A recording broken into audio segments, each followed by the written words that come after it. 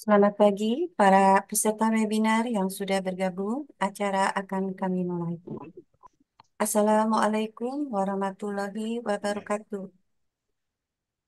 Salam Om Swastiastu, Namo Buddhaya, salam kebajikan dan salam sehat bagi kita semua.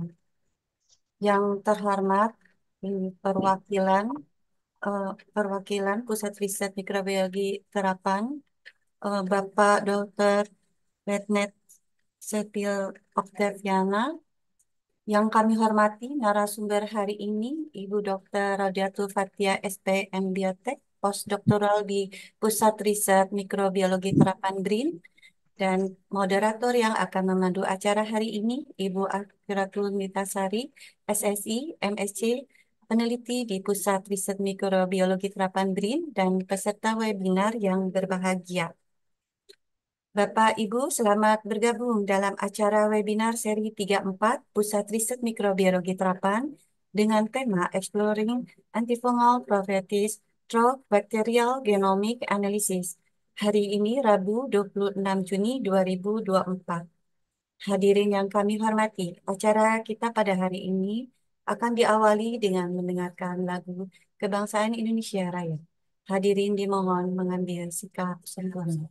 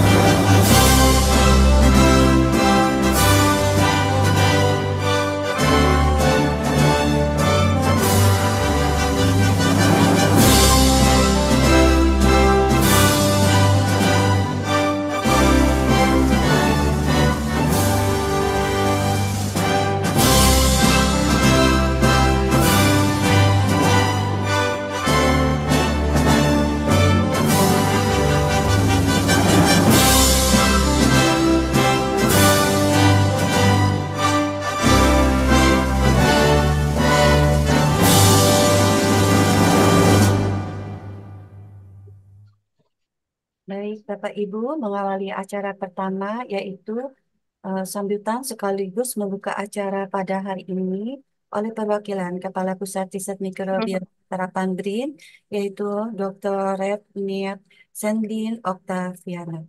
Kami silakan. Baik, terima kasih. Apakah suara saya terdengar ya, Bu? Ingat, Sais. Oke, selamat pagi. Yang saya hormati narasumber kita pada pagi hari ini, Ibu Dr. Daul Fathiah, postdoc di Pusat Riset Mikrobiologi Terapas.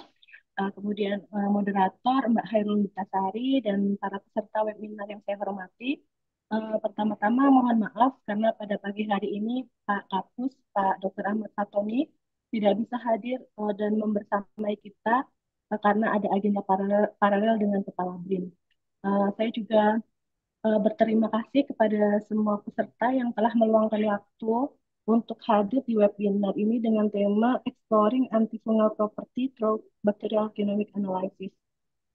Dalam era modern ini, penyakit yang disebabkan oleh oleh infeksi jamur semakin banyak ya ditemukan, baik itu di lingkungan medis maupun di industri.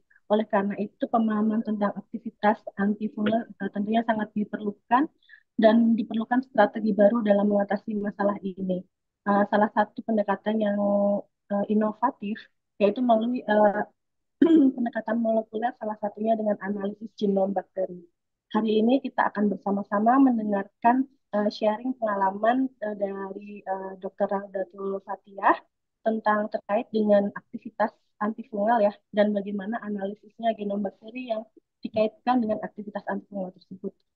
Tentunya kita berharap bahwa webinar ini tidak hanya memberikan uh, wawasan ilmiah ya yang berharga untuk kita, tapi juga menginspirasi kita dan untuk terus berinovasi dan berkolaborasi untuk menghadapi tantangan di bidang kesehatan dan bioteknologi.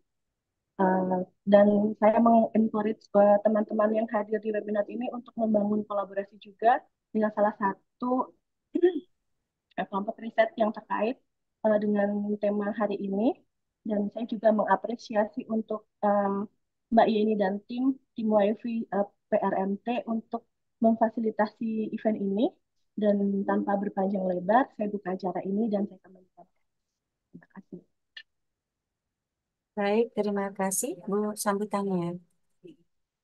Selanjutnya, mohon kesediaan Bapak Ibu untuk foto bersama dengan mengaktifkan kamera dan kepada panitia, silakan untuk melakukan tangkap layar. Baik, saya akan menghitung. Di sini ada 3 slide. Slide pertama, 1, 2, 3. Slide kedua, 1, 2, 3. Slide ketiga, 1, 2, 3. Terima kasih Bapak Ibu.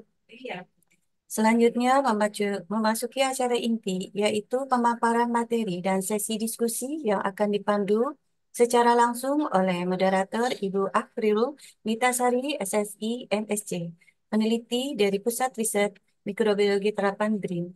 Kami persilakan. Terima kasih Mbak Hani atas pembukaannya dan Mbak Sandy sebagai perwakilan kampus. Selamat pagi Bapak Ibu sekalian. Hari ini saya Akhirul Nitasari, peneliti dari PRMT, akan menjadi moderator di webinar kali ini yang berjudul Exploring Antifungal Properties Through Bacterial Genomic Analysis oleh pembicara Dr. Raul Fatia, yaitu postdoc di research group kami, Mikrobioma Proteksi Tanaman. Sebelum kita mulai, saya akan share screen dulu kurikulum vitae dari Bu Dr. Laudato Fatia.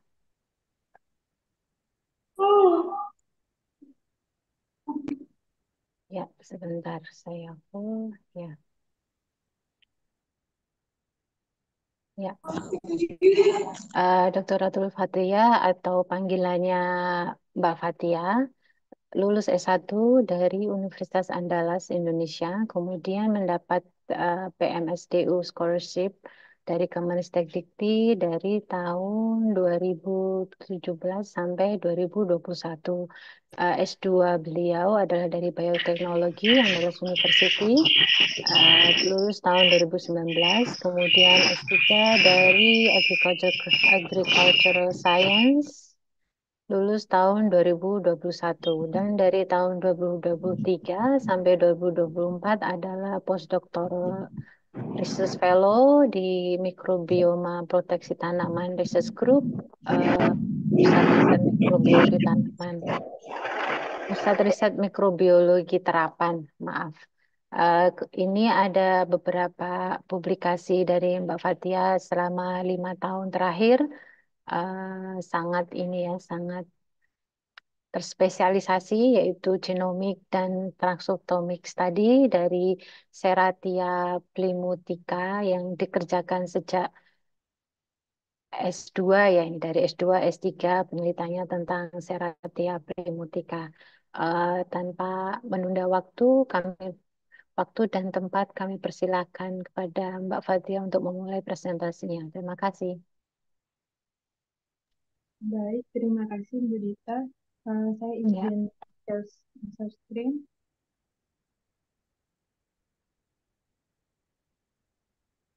Hmm, hmm,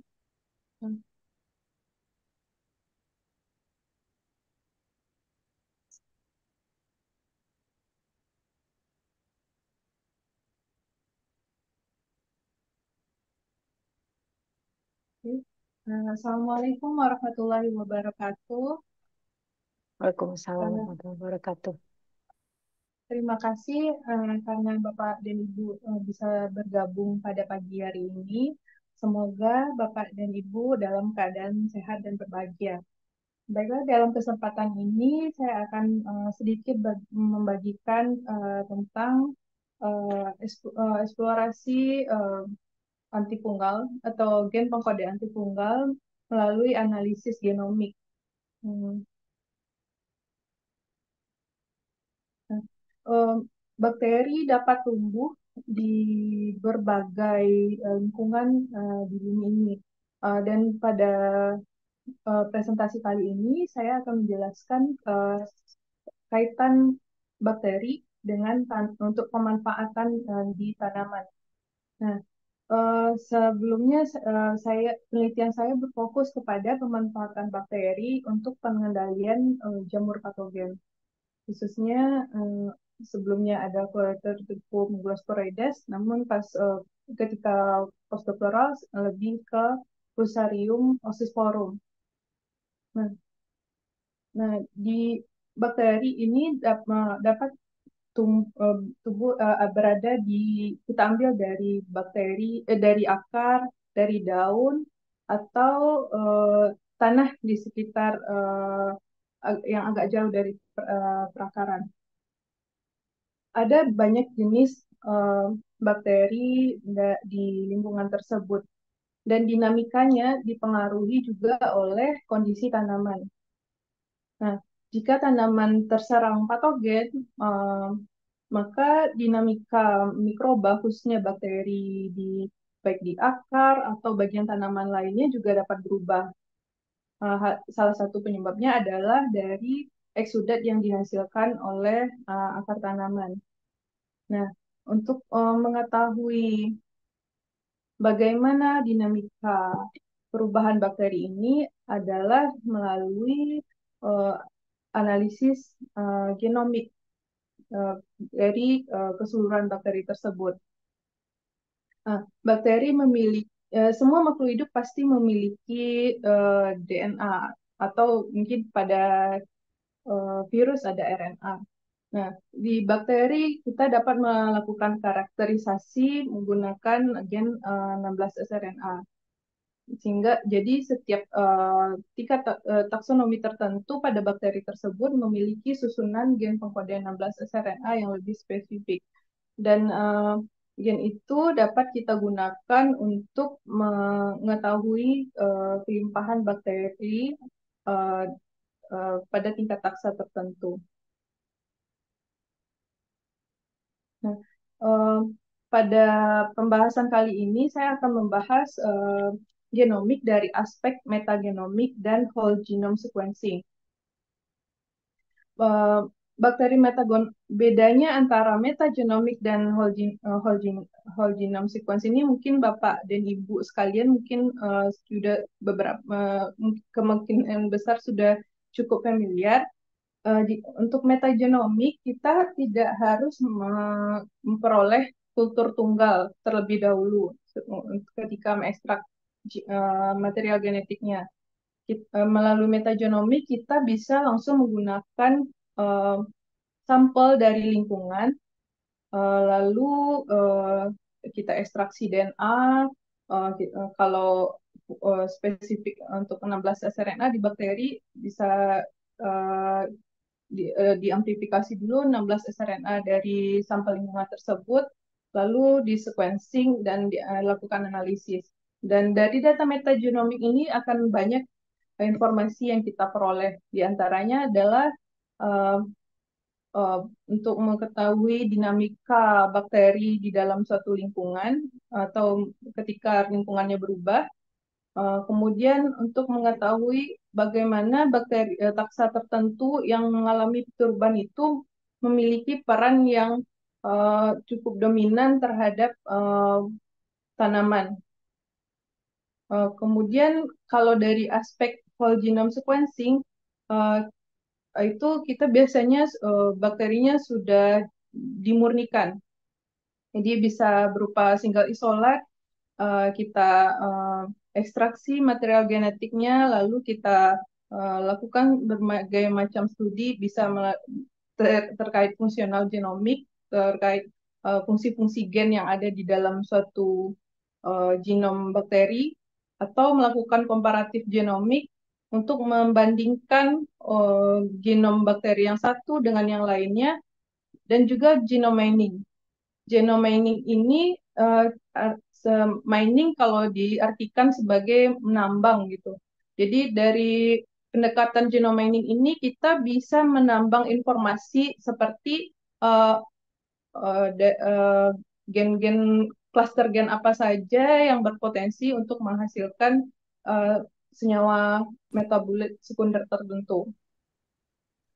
Baiklah, untuk pembahasan pertama, saya akan masuk pada pembahasan metagenomik. Nah, uh, pada riset selama postdoktoral, saya lebih fokus untuk mengetahui dinamika perubahan bakteri pada tanah rizosfer tanaman pisang ketika diserang oleh jamur fusarium. Ketika suatu tanaman diserang oleh fusarium, tanaman tersebut dapat mengalami infeksi atau tanaman tersebut dapat mempertahankan dirinya sehingga tidak muncul simptom dari layu fusarium tersebut. Atau dengan kata lain, tanamannya walaupun diserang bisa tetap sehat. Dan itu ada kaitannya dengan peran bakteri tertentu. Dan disinilah peran metagenomik untuk mengetahui bagaimana dinamika bakteri di rhizosfer pada tanaman yang bisa mempertahankan dirinya dan tanaman yang menunjukkan gejala layu fusarium. Dan jika kita bisa mengetahui dinamika tersebut, ini dapat digunakan untuk mengetahui bakteri apa saja yang berperan terhadap pertahanan tersebut. Dan nantinya setelah informasi tersebut diperoleh, ini dapat menjadi petunjuk bagaimana cara yang efisien untuk mengisolasi bakteri potensial untuk mengontrol fusarium tersebut. Salah satu bagian dari analisis metagenomik adalah mengetahui alpha diversity. Alpha diversity yaitu mengetahui tingkat keragaman atau sebaran bakteri di suatu sampel. Kemudian kita juga bisa mengetahui limpahan relatif dari bakteri ataupun bisa jadi jamur kalau kita menganalisis menggunakan ITS pada tingkatan tertentu. Ini merupakan hasil analisis kelimpahan relatif dari bakteri pada berbagai tingkatan taksa. Sebelum itu, saya menjelaskan dulu sampelnya apa yang dianalisis pada metagenomik ini. Sampel yang dianalisis adalah tanah dari rhizosfer, tanaman pisang yang menunjukkan gejala layu fusarium, dan tanaman yang tetap sehat. Kedua jenis kondisi tanaman ini diperoleh di dua lingkungan yang berbeda, yaitu lingkungan perkebunan pisang yang dominan mengalami simptom layu fusarium, dan area yang hanya sebagian mengalami layu fusarium, atau kita sebut di sini hotspot area dan average incidence. Nah, setiap kelompok tersebut, artinya kita di dalam analisis metagenomik ini terdapat 4 grup sampel, yaitu sampel simptomatik di hotspot dan yang sehat di hotspot juga.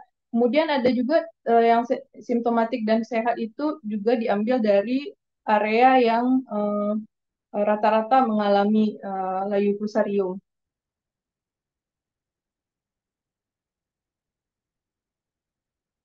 hasil analisis menunjukkan bahwa eh, seperti tanah yang mengalami eh, serangan patogen pada umumnya, kelimpahannya kelimpahan pada tanaman yang menunjukkan gejala serangan patogen, khususnya di sini layu fusarium menunjukkan eh, jumlah eh, keragaman bakteri yang lebih tinggi pada tanaman yang sehat. Begitu juga dengan eh, dan sebaliknya, tanaman yang sehat cenderung memiliki kelimpahan yang lebih rendah. Namun pada data ini kita belum bisa mengetahui bagaimana tanaman yang sakit itu bisa hampir sering gitu seperti itu memiliki keragaman yang lebih tinggi.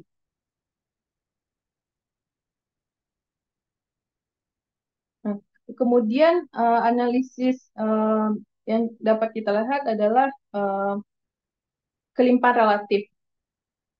Dan di sini hanya di dalam analisis ini kami menemukan sekitar 5.000 uh, taksonomi unit dari bakteri yang ada di uh, tanah rhizosfer di keempat sampel tersebut. Jadi untuk kelimpahan relatif hanya diambil 20 teratas saja.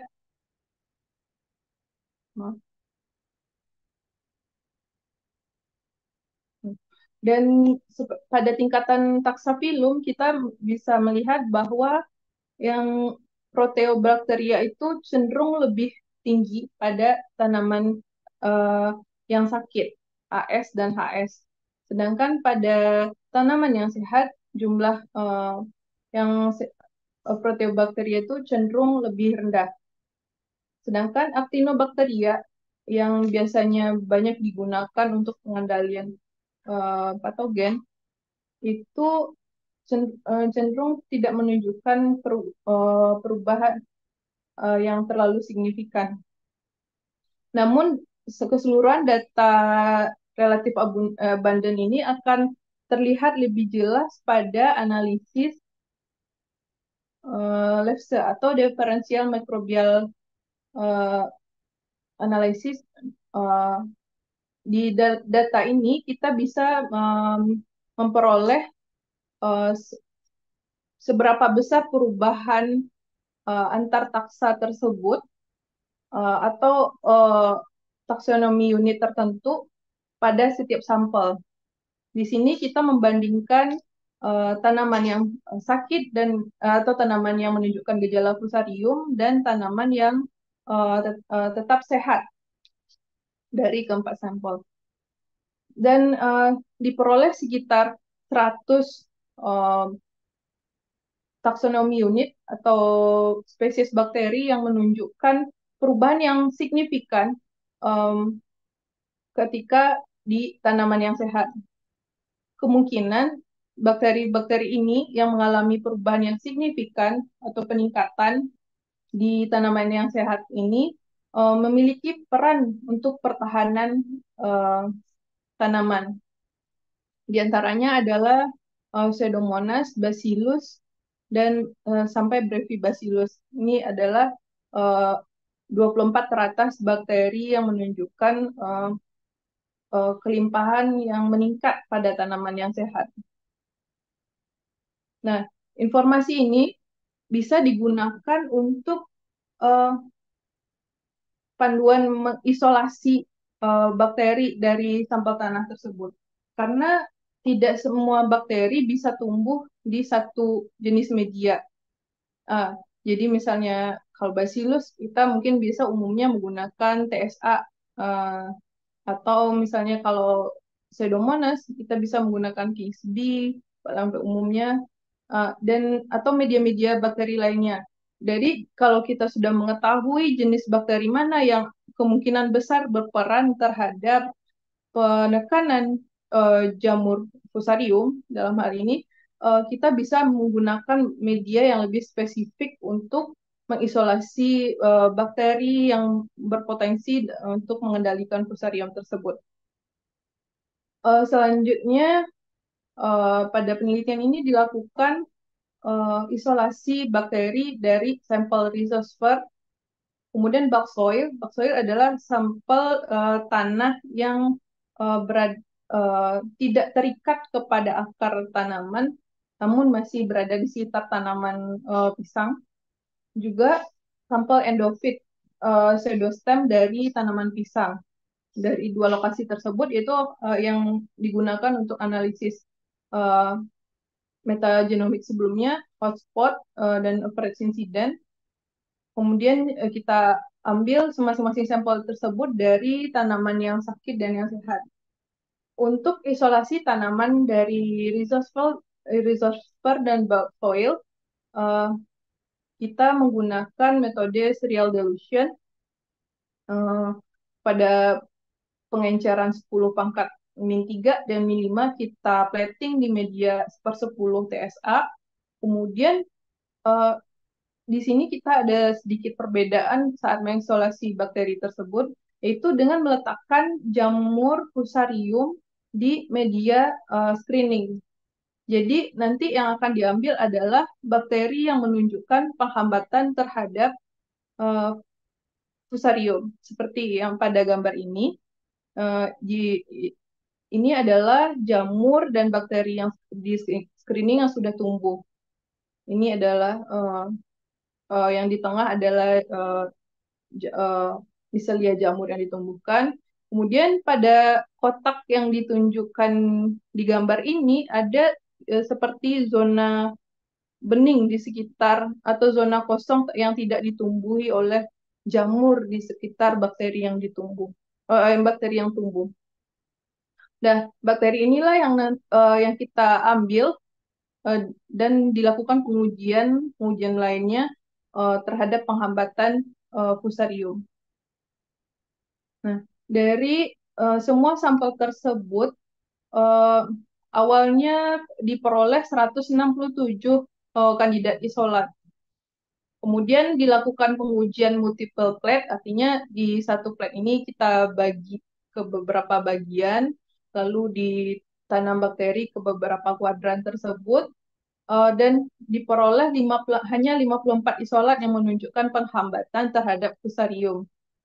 Lalu dilakukan uji antagonis lagi, dan akhirnya kita hanya mengambil 14 isolat untuk dilakukan pengujian lainnya. Dan juga selain dilakukan pengujian, dilakukan identifikasi bakteri secara molekuler menggunakan gen 16 srna dari masing-masing isolat. Diperoleh dari 14 isolat bakteri tersebut terdapat kepada 3 genus, Brevibacillus, Licinia bacillus, dan Streptomyces. Nah, sebenarnya Brevibacillus dan Licinia bacillus ini termasuk kepada bakteri yang menunjukkan peningkatan yang signifikan pada tanaman yang sehat di kedua lokasi tadi, di lokasi yang rata-rata mengalami fusarium dan juga lokasi yang hotspot mengalami layu fusarium. Tapi kita juga memperoleh bakteri Streptomyces yang perubahannya tidak terlalu signifikan di lokasi tanah rhizosphere di tanaman yang simptomatik dan tanaman yang sehat. Namun, walaupun tidak terjadi perubahan yang signifikan, bakteri Streptomyces yang diperoleh ternyata juga bisa menghambat fusarium secara in vitro. Nah, ini adalah pengujian secara in vitro terhadap kemampuan 14 isolat yang kita peroleh. Penghambatannya pada hari ke-7 itu berkisar antara 9,91 sampai 52,2%. Sedangkan ke hari ke-14 itu penghambatannya antara 31,1 sampai eh, 65%. Dan untuk pengujian kemampuan bakteri juga dilakukan pengujian enzim lisis. Seperti kita ketahui, enzim lisis ini juga bisa menjadi indikator kemampuan suatu bakteri untuk mengendalikan jamur. Karena dinding sel jamur terdiri atas uh, kitin dan ada juga protein. Jadi dengan adanya aktivitas enzim litik ini dapat mendegradasi dinding sel jamur. Kemudian siderofor merupakan sebuah senyawa yang dapat mengikat logam Fe. Nah, siderofor ini sebenarnya tidak secara langsung menekan pertumbuhan jamur, namun dia dapat bersaing untuk menyerap Fe sehingga si jamur patogen tadi diharapkan tidak cukup banyak menyerap Fe, sehingga menekan juga dengan tingginya produksi siderofor oleh bakteri biokontrol dapat menjadi indikator kemampuan si bakteri tadi. Kemudian masuk ke analisis whole genome sequencing untuk melacak gen terkait anti jamur. Nah, bakteri sebagai biokontrol memiliki kemampuan untuk menghasilkan senyawa yang terlibat dalam aktivitas biokontrol. Senyawa yang dihasilkan dapat berupa senyawa yang langsung menekan pertumbuhan patogen seperti enzim litik tadi, kemudian antibiotik, atau senyawa lainnya yang dapat membunuh bakteri sehingga tidak dapat membunuh patogen sehingga tidak dapat berkembang, atau senyawa yang bersifat persaingan nutrisi dengan patogen seperti siderofor tadi, atau yang berikutnya adalah senyawa yang dapat menginduksi ketahanan di tanaman. Nah, pada analisis whole genome bakteri yang berperan terhadap biokontrol patogen seperti jamur yang menyerang tanaman, kita bisa melakukan analisis salah satunya adalah melakukan analisis cluster gen yang bertugas memproduksi senyawa yang memiliki sifat untuk biokontrol. Nah, sebelum itu di dalam bakteri tersebut terdapat banyak gen dan gen-gen ini nanti akan menjadi cetakan untuk sintesis mRNA, dan beberapa mRNA akan disintesis menjadi protein. Nah, protein-protein ini bisa terlibat dalam aktivitas enzimatis seperti dalam pembentukan suatu produk atau regulasi produksi senyawa biokontrol. Nah, apa yang bisa kita lakukan dari informasi-informasi gen yang ada di dalam genom bakteri?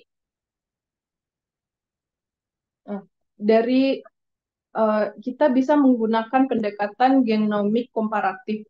Melalui pendekatan genomik komparatif ini, kita bisa membandingkan bagaimana jumlah gen dari masing-masing strain bakteri atau tingkatan taksa lainnya di tingkat genus misalnya.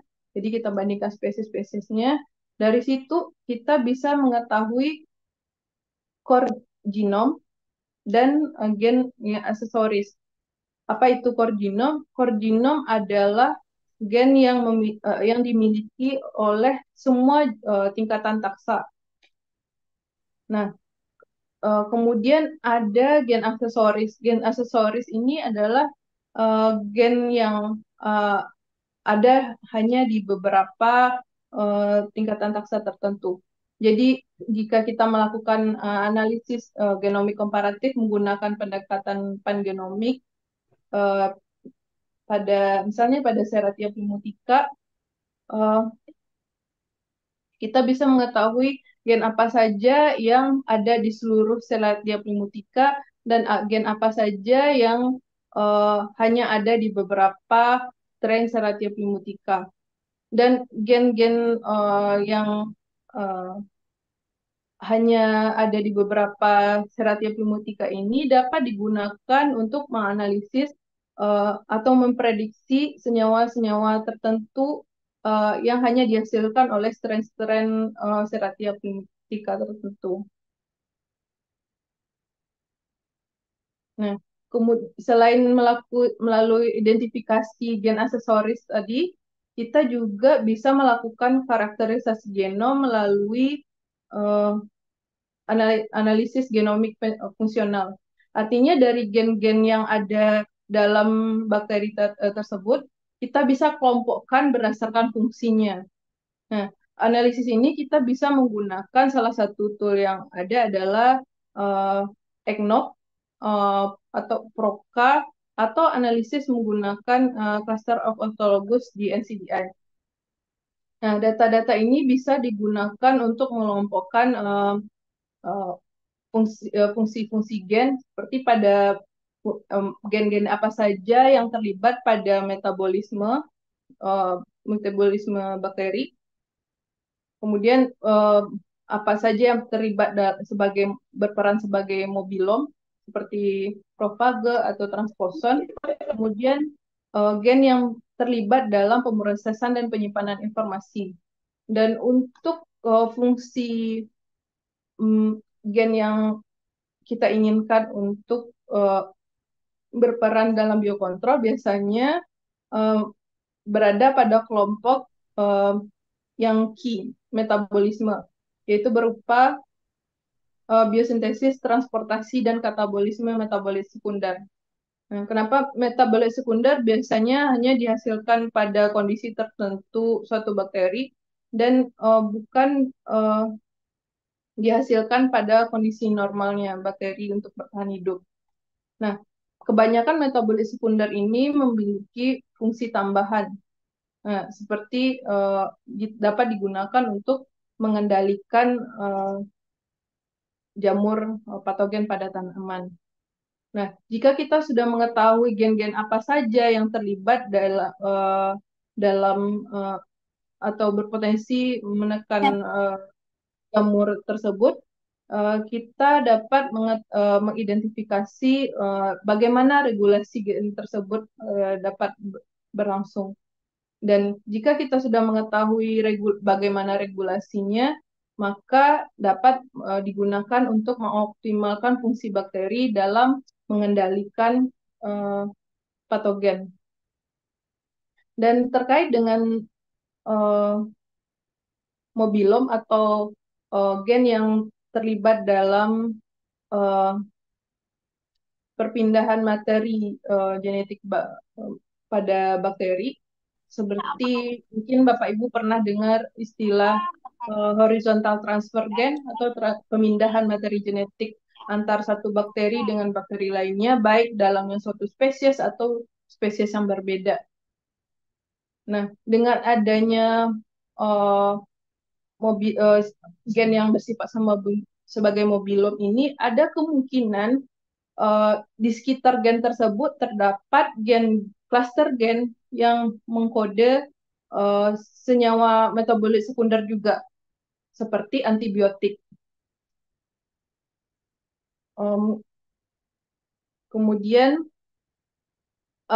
fungsi karakter gen lainnya adalah untuk proses signaling dan proses seluler. Kemudian dan sayangnya untuk genomik fungsional ini kita masih banyak tergantung dengan database, sehingga database yang menyediakan informasi gen-gen yang sudah dipelajari sebelumnya. Dan ada banyak gen yang juga belum diketahui fungsinya. Dan ini tidak hanya terjadi di Serratia pneumotheca, tapi juga di bakteri-bakteri lainnya yang banyak dipelajari seperti Bacillus dan Streptomyces. Kemudian adalah selain genomik komparatif, genomik fungsional, pendekatan lainnya untuk mengidentifikasi atau menganalisis genom terkait si bakteri mengendalikan jamur atau patogen tanaman adalah menggunakan pendekatan genome mining. Nah, dari pendekatan genome mining ini akan gen-gen yang ada di dalam suatu genom bakteri tersebut dianalisis. Apakah dia memiliki kemiripan dengan senyawa gen-gen tertentu yang mengkodekan senyawa. Seperti nah genome mining ini juga tergantung dengan ketersediaan database. Seperti ketersediaan database gen-gen yang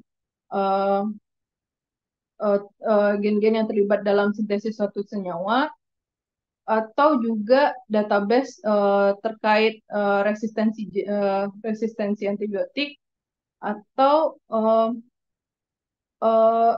adanya core genome yang jumlahnya lebih dari satu dalam satu genom bakteri. Nah, kenapa kalau identifikasi berdasarkan kemiripan gen-gen untuk sintesis suatu senyawa, mungkin itu sudah cukup jelas gitu untuk fungsinya. Nah, kenapa adanya gen resistensi di dalam suatu bakteri menjadi indikator menghasilkan antibiotik? Karena tentu bakteri untuk menghasilkan antibiotik, dia juga menghasilkan senyawa untuk penawar antibiotik tersebut. Dan itu bisa dijadikan indikator untuk mengetahui gen apa yang terlibat dalam sintesis antibiotik di bakteri. Kemudian tentang kenapa adanya core genom yang jumlahnya lebih dari satu di dalam satu genom itu bisa menjadi indikator adanya gen-gen pengkode senyawa antibiotik adalah jika suatu core genom itu lebih dari satu dalam genom bakteri, itu ada kemungkinan terjadi horizontal transfer dari bakteri lain ke suatu bakteri. Jika biasanya transfer itu tidak hanya berupa satu gen, tapi bisa jadi beberapa klaster gen, beberapa gen yang sehingga membentuk klaster dan memiliki fungsi tertentu. Nah, di kasus Serratia plymoutica, saya melakukan analisis di UBCF 13 ini dan membandingkannya dengan strain-strain Serratia plymoutica lainnya. Di sini diketahui bahwa jika kita bandingkan semua strain ini, ada gen-gen kemiripan gen-gen pengkode gen-gen pengkode senyawa tersebut tidak seutuhnya sama. Seperti pyrrolnitrin. Walaupun pyrrolnitrin ada di UBCF 13, tapi ada beberapa bakteri yang tidak menghasilkan senyawa pyrrolnitrin. Kemudian andrimid. Nah, andrimid ini selain ditemukan di Serratia plymoutica, juga ditemukan di bakteri lainnya dengan struktur gen yang sama, tapi ada beberapa perbedaan gen yang tidak gen, tapi ada beberapa perbedaan gen.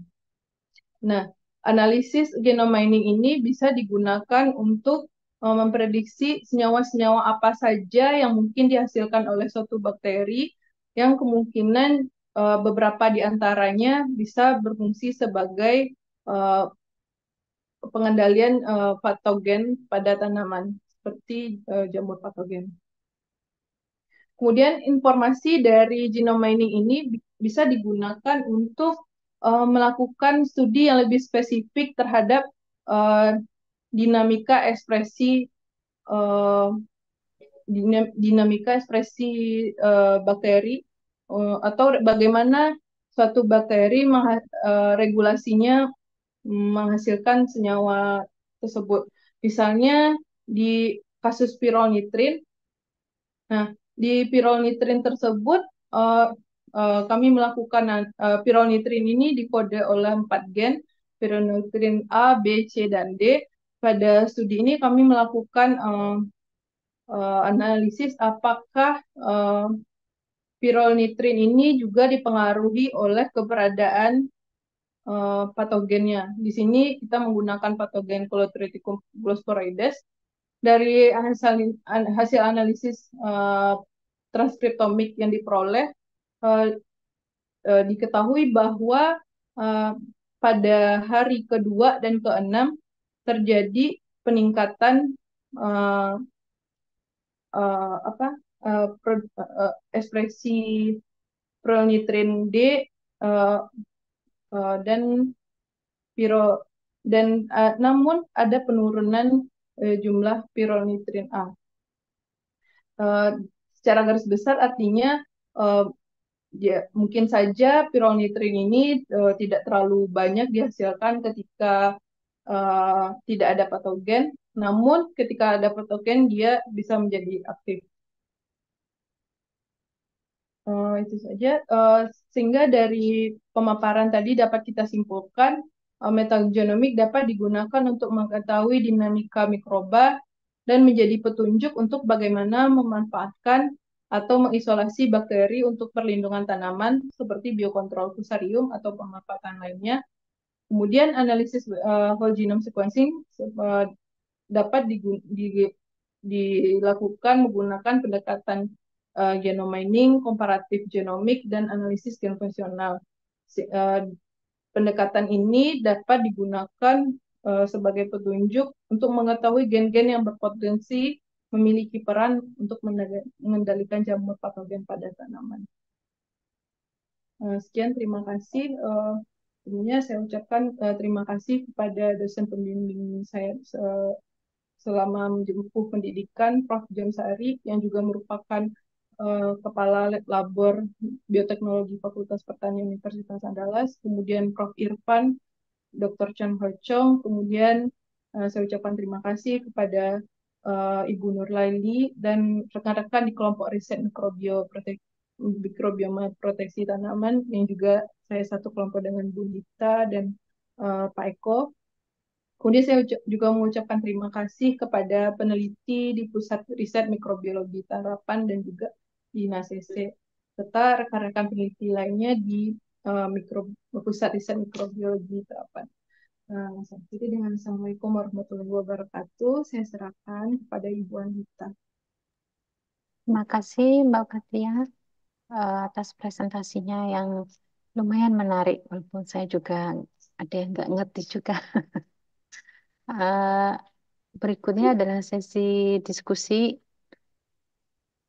Mungkin ada Bapak Ibu yang ingin mengajukan pertanyaan, silakan, atau menulis di kolom chat juga bisa. Baik, ada pertanyaan atau tidak? Silakan raise hand.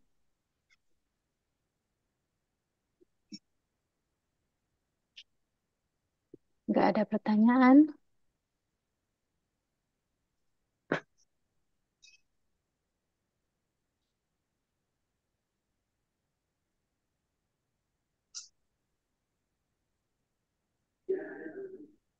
Tidak ada ya?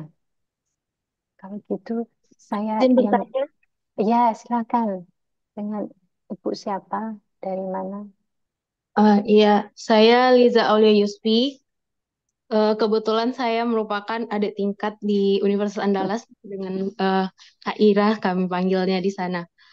Yang ingin saya tanyakan, tadi Kak Ira itu tadi Kakak udah menyampaikan tentang metagenomik dan yang tadi saya agak mungkin kelewat, kira-kira apakah hasil dari metagenomik tadi yang juga sudah ada strain yang diujikan secara in vitro, terutama strain yang bisa menghasilkan senyawa siderofor dan juga anti jamur, itu apakah dilanjutkan juga untuk studi genomiknya? Karena tadi saya melihat studi genomik yang dibahas Itu analisis genomnya masih menggunakan Serratia plymutica gitu, tidak dilanjutkan dari yang hasil bakteri yang telah diujikan sebelumnya di metagenomik tadi, hasil dari metagenomik tadi. Itu saja dulu. Terima kasih atas kesempatannya. Terima kasih. Saya jawab langsung. Eh, Terima kasih atas pertanyaannya, Liza. Semoga sehat selalu ya dalam ketemu. Untuk lanjutan untuk analisis metagenomik ini, kan kita sudah berhasil mengisolasi bakteri isolat tunggal sebanyak 14 kandidat isolat. Kemungkinan ini mungkin juga akan dilanjutkan untuk whole genome sequencing, namun pada tahap ini baru sampai karakterisasi bakterinya seperti itu.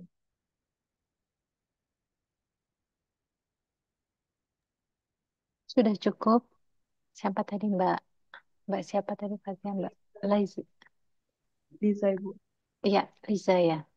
Iya.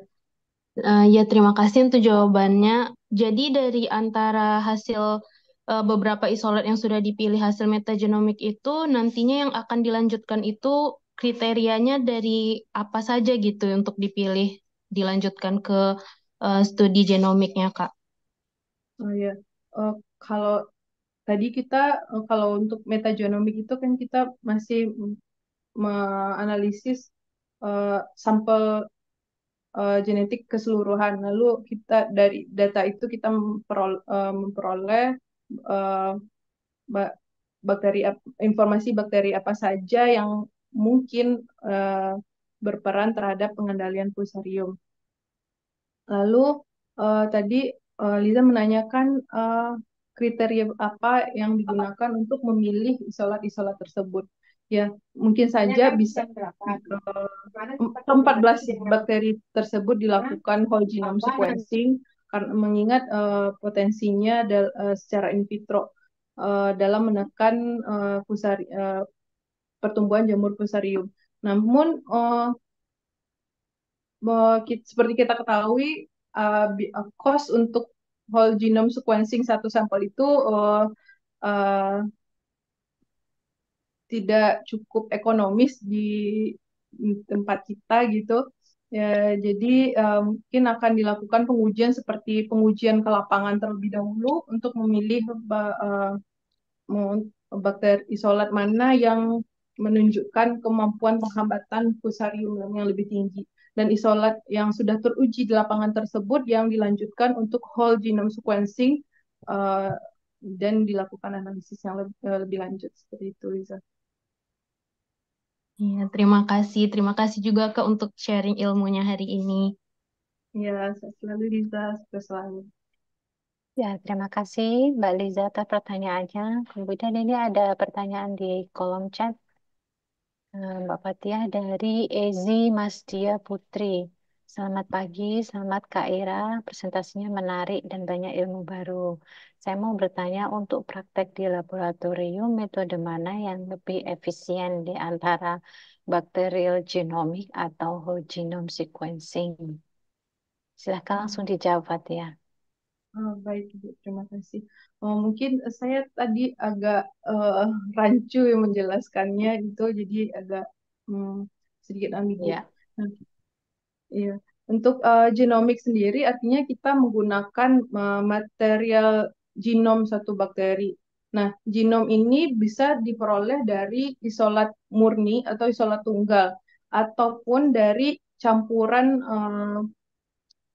material genetik dari suatu lingkungan. Nah, yang berupa campuran ini biasanya kita sebut analisis metagenomik karena banyak seperti itu.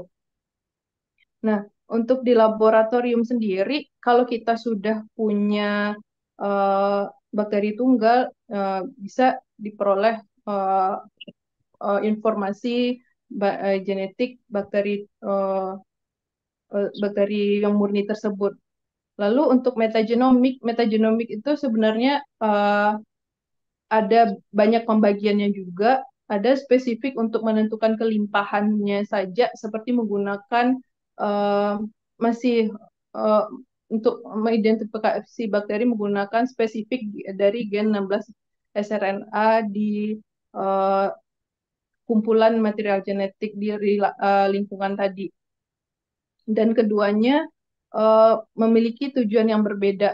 Kalau metagenomik kita untuk mengetahui dinamika bakteri dalam suatu lingkungan, sedangkan whole genome sendiri kita untuk mengetahui eh, gen-gen yang ada dalam eh, suatu bakteri seperti itu. Ya,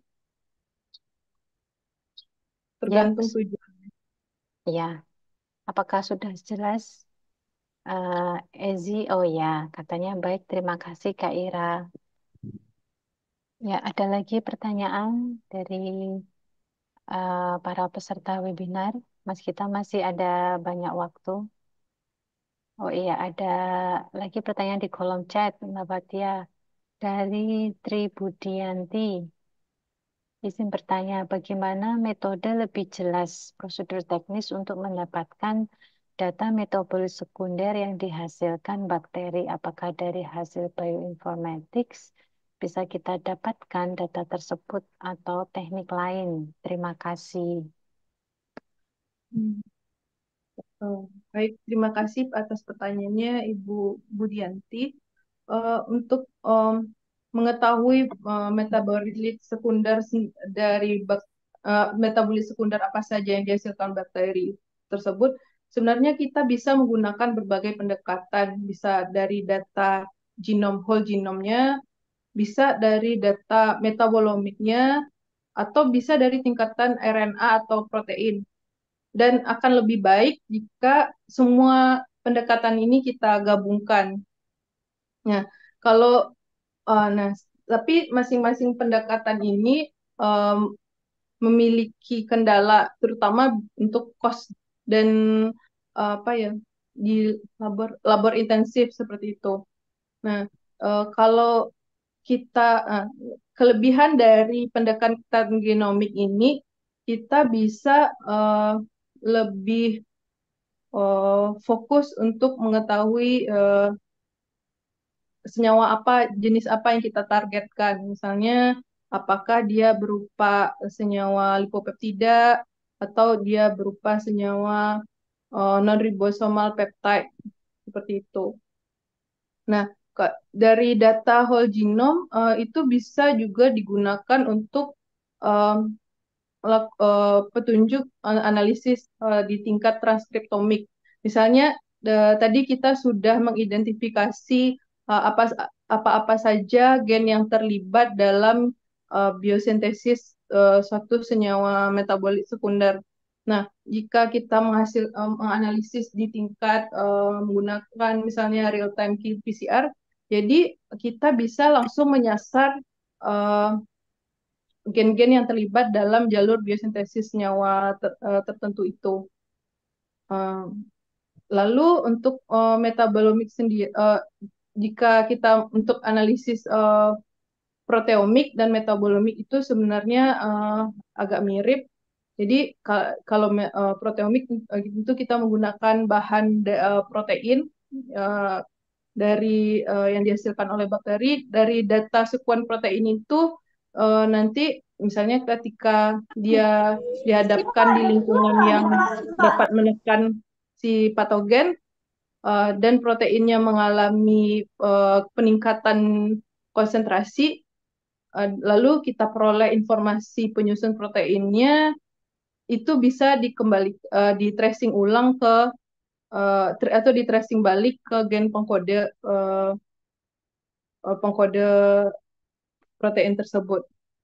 Jadi untuk analisis metabolomik tentu kalau untuk pengujian nanti jamur sendiri kita juga harus menganalisis satu persatu dari fragmennya. Jadi kalau kita menggabungkan keseluruhan dari segi genomik, transkriptomik, proteomik, dan metabolomik itu akan uh, mempersingkat waktu dan uh, menghemat mungkin saja menghemat biaya seperti itu.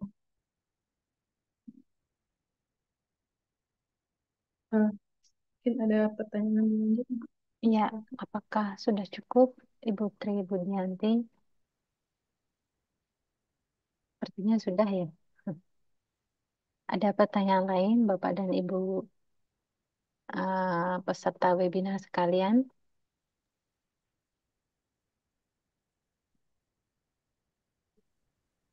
Belum ada.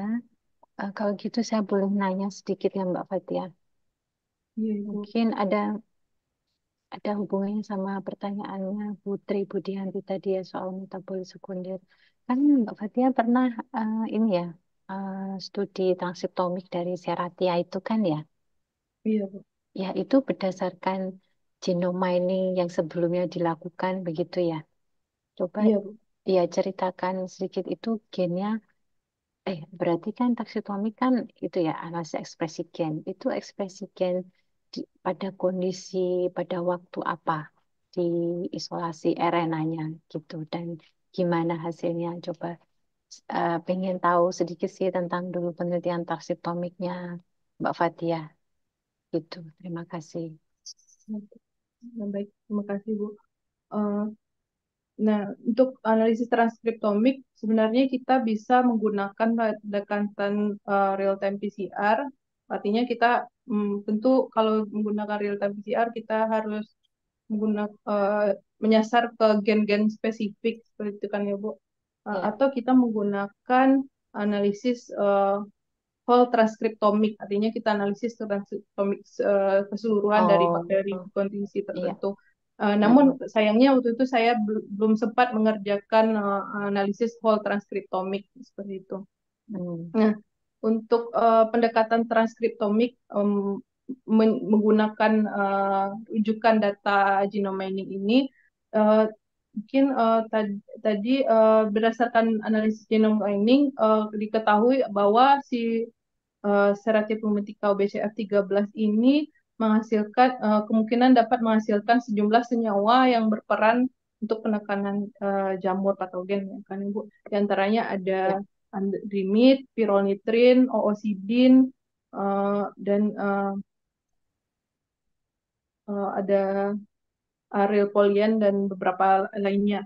Dan karena uh, untuk studi sebelumnya kami hanya membatasi di pironitrin dan oosidin seperti itu. Di studi tersebut kami membandingkan apakah terjadi perubahan ekspresi bakteri ketika ada patogen dan uh, Iya, tidak iya. ada patogen seperti itu, Bu. Uh, Iya. Tapi itu di Petri ya, maksudnya Iya, pengujiannya in uh, vitro. Tapi in sebenarnya vitro bisa ya. juga kalau sampelnya dari lingkungan langsung, itu lebih Hmm, akurat ya sepertinya, Bu. iya sih, memang kalau di lingkungan lebih banyak faktor ya. Jadi, Iya, Bu. iya, iya. Sudah ad- ada lagi. Oh, tadi Putri Budianti minta kontak sudah dikasih info ya sama Mas Eko. Nanti jadi kalau kapan-kapan Putri Budianti ingin kontak Mbak Fatia bisa ya. Baik, terima kasih, Bu. Ya, oke. Ada lagi pertanyaan dari para peserta webinar?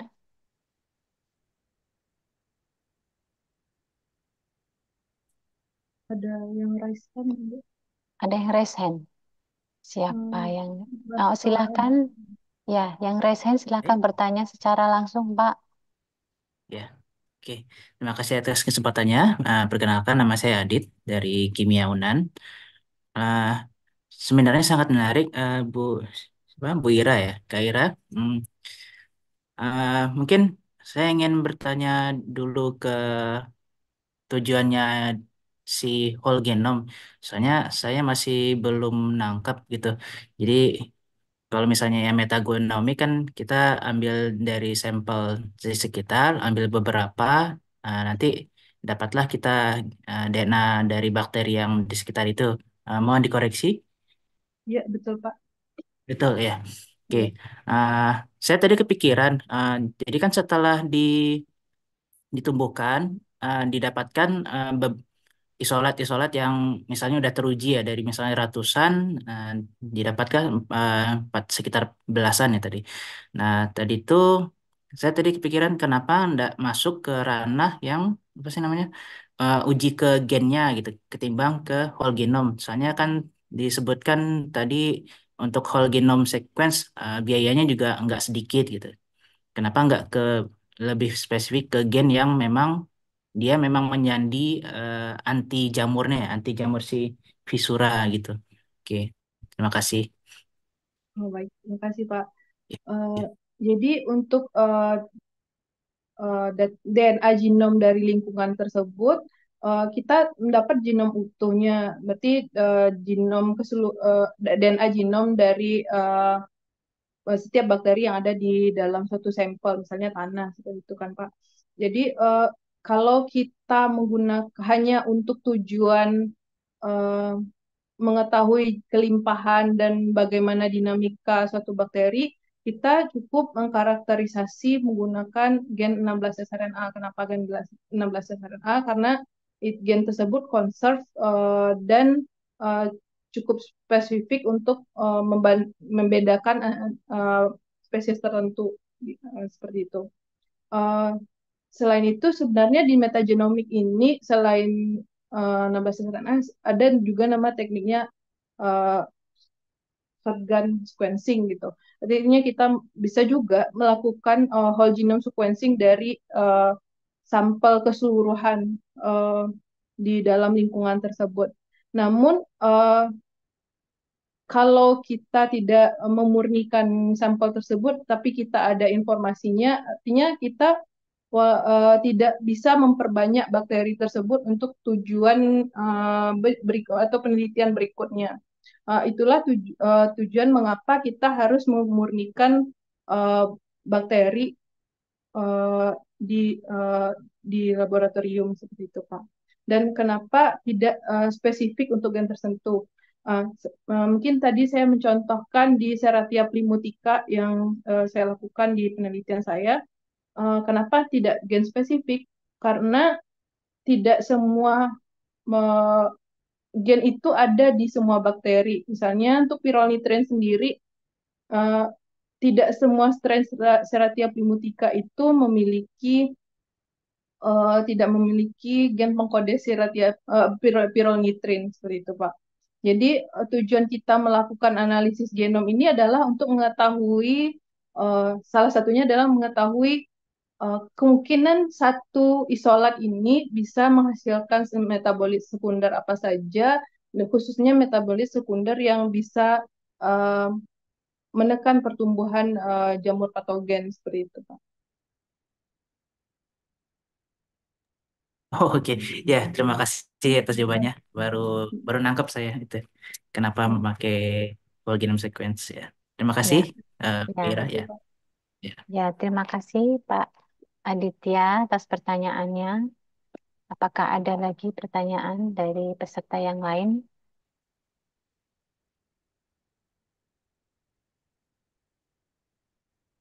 Oke, sepertinya belum ada. Karena waktu masih ini banyak, sebagai moderator saya ingin memperkenalkan sedikit ya tentang keris kami, karena ini ada banyak peserta dari universitas juga, eh, di mana Mbak Fatia melakukan postdoc, yaitu di kelompok riset mikrobioma proteksi tanaman, berada di bawah pusat riset mikrobiologi terapan. Mbak Fatia sementara bisa di stop screen nggak? Oh Iya, ini ya, heeh. Oh sebentar, tapi sepertinya ada pertanyaan lagi. Saya baca dulu deh ya, pertanyaan dulu. Dari Pak Mabrur. Kak Ira izin bertanya terkait metode untuk whole genome sequencing. Alat sequence apa yang digunakan pada penelitian Kak Ira untuk whole genome sequencing? Apakah PacBio, Illumina, atau ONT, atau Oxford Nanotechnology? Apa kelebihan alat yang digunakan Kak Ira untuk penelitian ini dibanding dengan yang lain? oh, baik. Terima kasih Mbak atas pertanyaannya, Mas Mabrur. Di penelitian sebelumnya, waktu di masa studi dulu, saya menggunakan Illumina begitu. sebenarnya Illumina untuk studi whole genome sendiri, kalau kita ingin mengetahui sekuen lengkapnya, uh, leb- akan lebih baik menggunakan gabungan antara Illumina dan uh, Pacific Bioscience atau Nanowar seperti itu. Kalau Illumina kan mungkin kelebihannya adalah dia lebih akurat umumnya daripada ya, yang yang PacBio dan Nanowar seperti itu.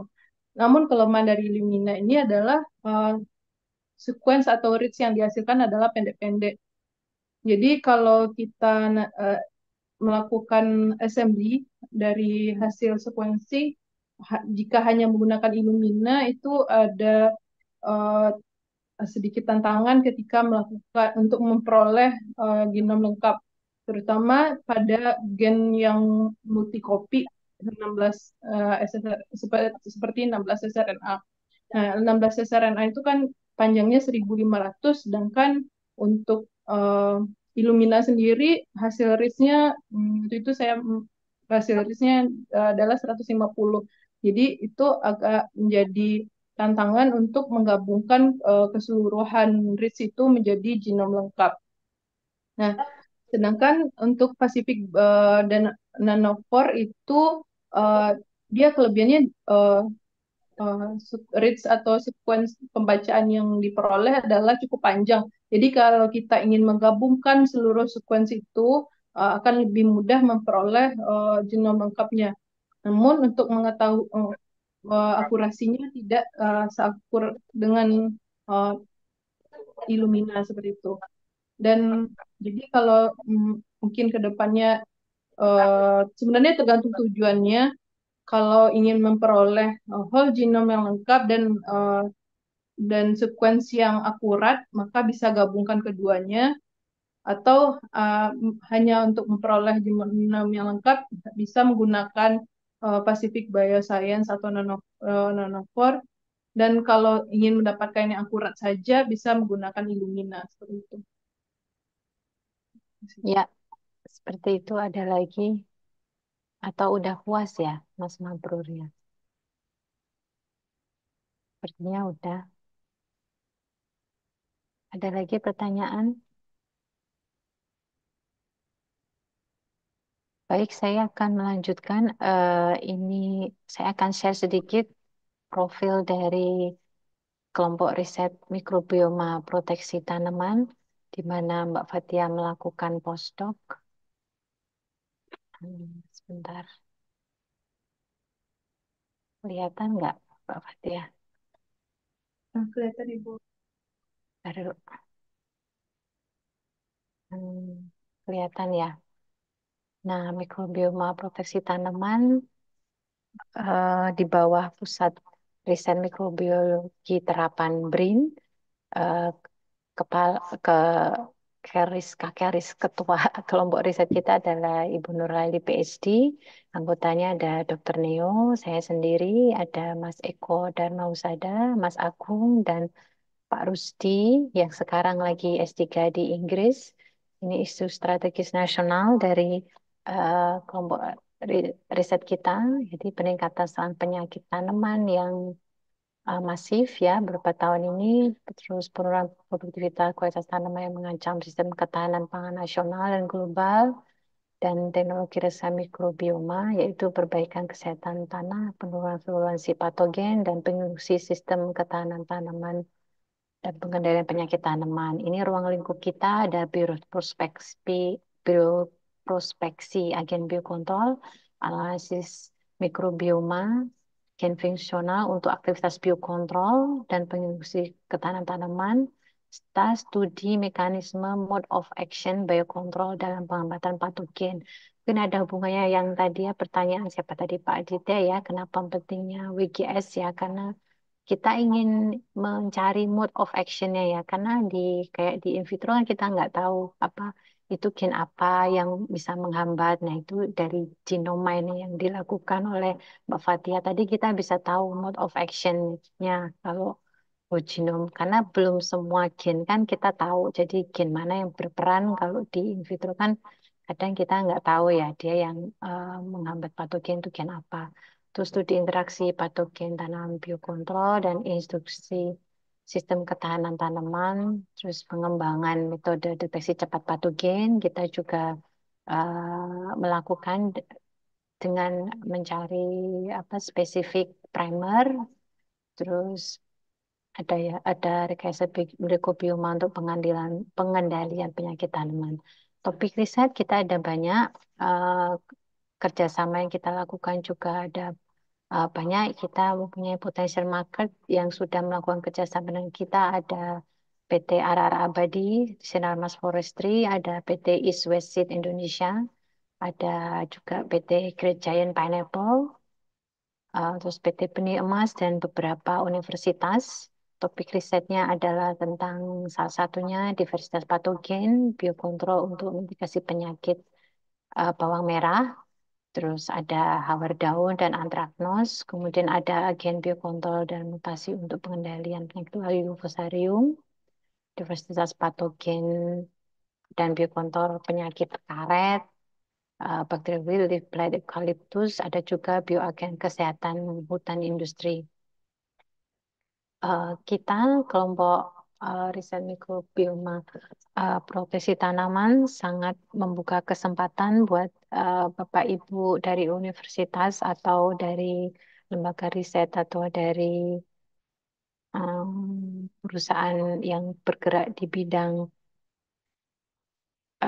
yang berkaitan dengan patogen dan proteksi tanaman, open collaboration untuk bimbingan mahasiswa dan juga VR, visiting researcher atau postdoctoral research, postdoctoral fellowship kayak Mbak Fatia gitu ya, setahun gitu karena kita ada beberapa uh, kerjasama. Nah, ini dana eksternal yang kita terima di kelompok riset mikrobioma proteksi tanaman. Jadi banyak sekali apa kegiatan yang Bapak Ibu bisa apply untuk kolaborasi. Kita juga mendapatkan hibah, salah satunya nih hibah luar negeri dari IAIA dengan topik gamma mutagenesis dari PGPR to enhance biocontrol activities suppression of Fusarium wilt disease in banana. Terus ini untuk pendanaan eksternal kita. Ada juga kita beberapa yang pendanaan internal. Jadi kita sangat open untuk buka kerjasama bagi yang berminat ya, gitu. Eh,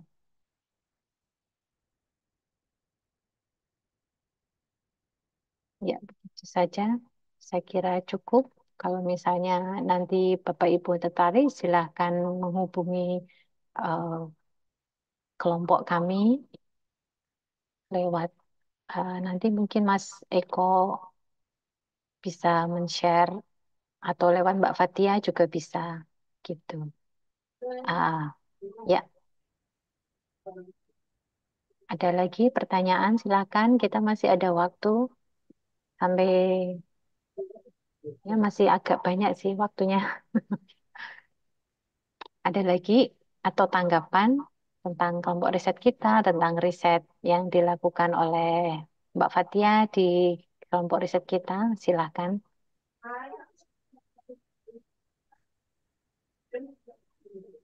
Ya, sudah cukup Fatia ya? Ya, sepertinya nggak ada lagi pertanyaan. Baiklah, saya cukupkan sekian presentasi dari Mbak Fatia. Terima kasih kepada para peserta webinar untuk partisipasinya. Saya kembalikan ke Mbak Hani sebagai MC. Silahkan Mbak Hani. Baik, terima kasih Mbak Ahirul Nikasari yang telah memandu sesi diskusi dan narasumber yang sudah menyajikan materi yang sangat menarik. Semoga menjadi pencerahan bagi kita semua. Dan sebagai bentuk apresiasi kami akan memberikan sertifikat kepada narasumber Ibu Dr. Radatul Fathia, SPMYT, postdoktoral dari Pusat Riset Mikrobiologi Terapan BRIN. Terima kasih, Ibu.